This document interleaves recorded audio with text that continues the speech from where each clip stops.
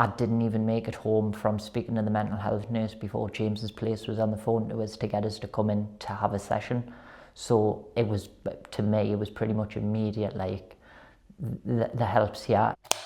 So I felt suicidal. It was due to me, I had gambling issues and maybe some sort of substance issues, alcohol, etc. And it all come to a bit of a head one day, and obviously decided to take my own life. I'm a full-time carer for my mum, and she took quite severely ill.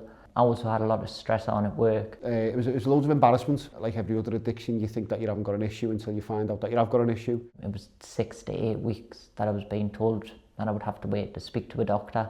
So I felt very trapped in the situation. At the point of referring, it's a bit difficult to admit that I was in that situation as an old school male. After my referral to James's place, I had my first session within a day. And if I can be brutally honest, if it would have been more than maybe a week or two, it probably would have just phased over and I would have just cracked on. I'm really happy that it did come within the 3 days. It saved my life, to be fair. Speaking to the team here, I was made feel at home right away.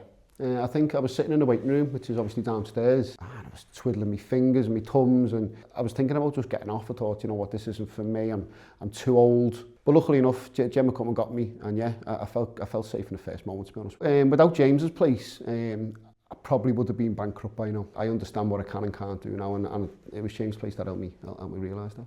I've started to live a lot more.